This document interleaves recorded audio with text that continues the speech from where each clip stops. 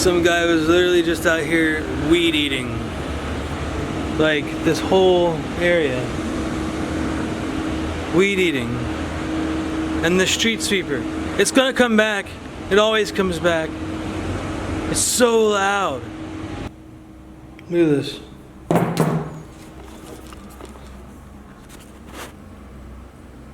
It's 4 in the morning.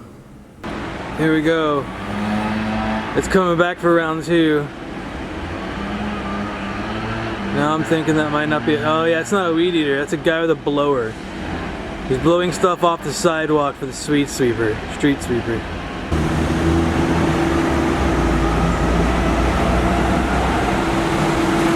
I'm gonna go inside and show you just how loud this is from inside. You hear that? It's not even in front of this window yet. Oh, I know what you're thinking. Oh, but there's wood you could pull down to help prevent some of the noise. No. The wood's pulled down in front of this window. Listen.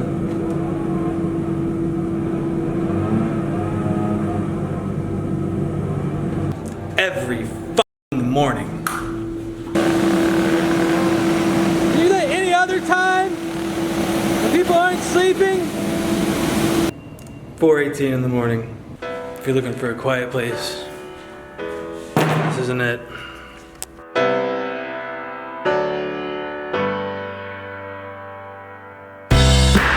Welcome to my very loud review of this Airbnb. It has a massive balcony, and I mean massive. It stretches, I don't even know. That's probably like 40 feet, easy. It's huge. The problem is, it's on a main street. This is a main road that goes right to downtown, or Old Town I should say, and it's always very, very busy. So while the space is nice, the noise isn't. So you don't really get much of a view. I mean, you're looking at a building. If you come out and you look left, you can kind of see like a courtyard area. That's it. You're stuck either staring at a building or a road. Not very exciting.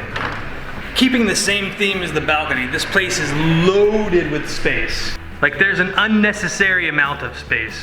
Now everything is about in the same state it was when I got here, but you know me, I like to wait until after I leave the apartment for the review because I review more than just the place. This couch pulls out to make another bed. You can just move the table back. By the way, if you haven't noticed, I tend to move furniture around when I get into a place because I need to make it more comfortable for my work environment because I do work and sleeping. We'll get to that in a minute. You're stuck with an old CRT television. There is an old school Xbox and some Xbox games which you could probably play. She didn't say we couldn't, I just didn't. A ton of books to choose from. Some really interesting stuff here.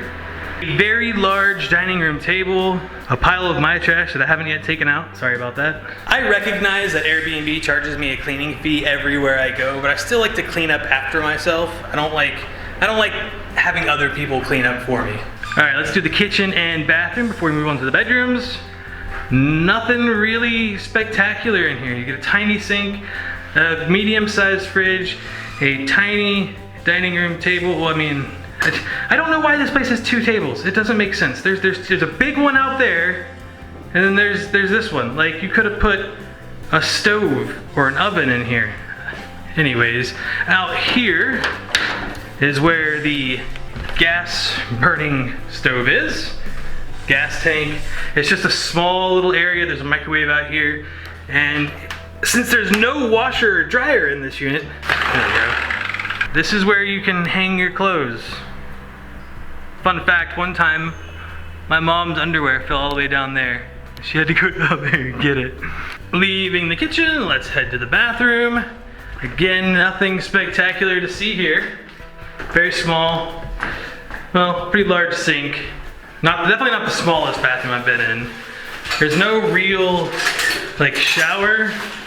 That head barely stays on that thing up there, so you're stuck pretty much hand holding it most of the time.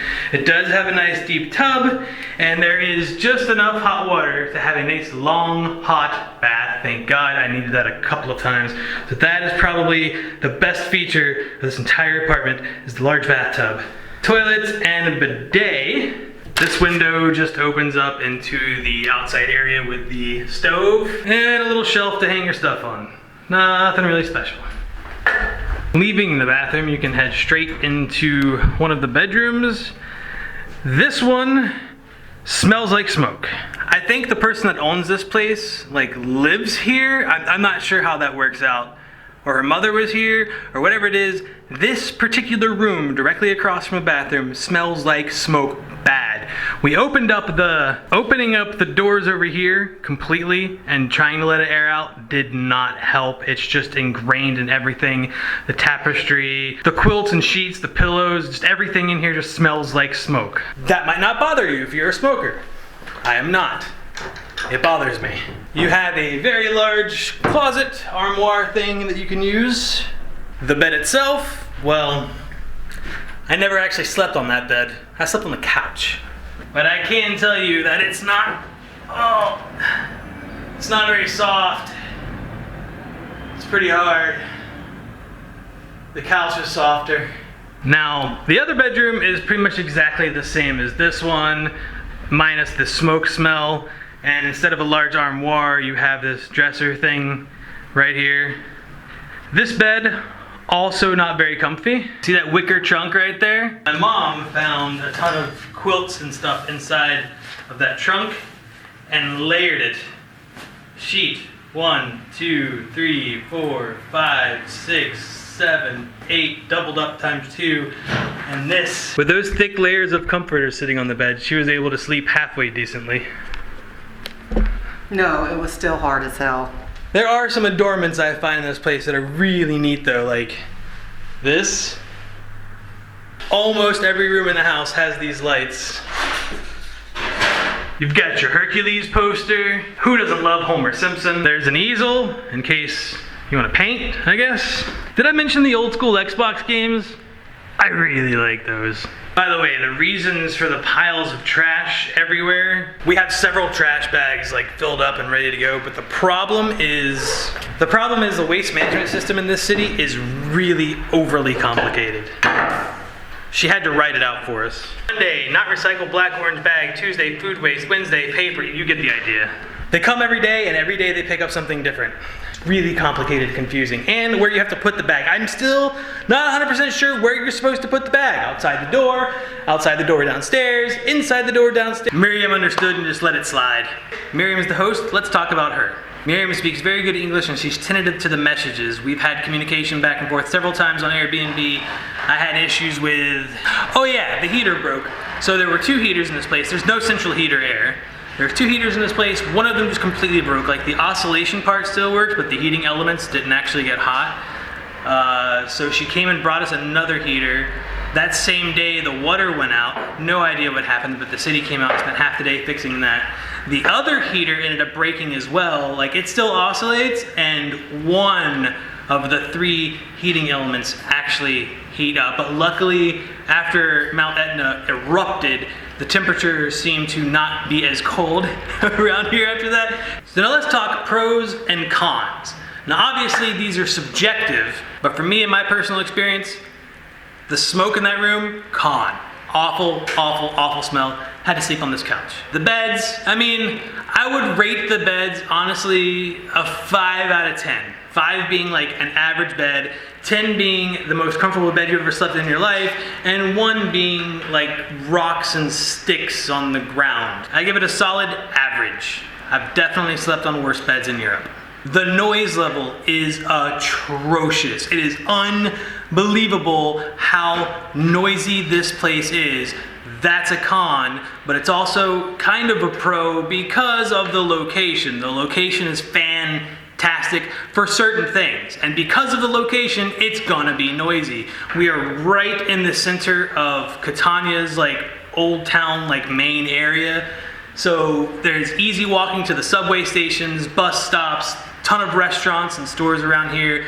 Within a 5-minute walk, there are 4 grocery stores that you can walk to. It's a fantastic location. Location pro, noise from location con. You can balance those out. The massive space is obviously a pro. I am fairly certain that this apartment is larger than my mom's house in Florida. All right, real talk. If I came back to Catania, could I recommend this place to anyone, or would I be willing to stay here again? Well, I mean, that depends. A, I probably won't be coming back to Catania ever unless it's to land in the airport and to drive somewhere else. B, renting a car here, oh my God, traffic. If you rent a car and drive around Sicily, be prepared. It is a madhouse. This whole country is insane.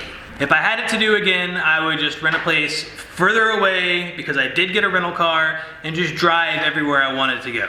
Now, if you're only gonna be here for the weekend and you're only gonna go by foot, then as I said earlier, you have quick access to all public transportation, you have food really close by, and if you're only here for the weekend, you're not gonna be sleeping much. You're here for any length of time. You're not going to be sleeping much. If ever. Unless you take some Benadryl and knock your ass out. Or get drunk and pass out. That's the only way you can sleep. All right, I've got a plane to catch, so I'll catch you guys later. One more thing I forgot to say, I will leave the title and link to this apartment on Airbnb in the description of this YouTube video below. If any of you have stayed here in Sicily at a different Airbnb and had better experiences than mine, please let me know in the comments below. Maybe next time I'll come back and try somewhere new. All right, bye-bye.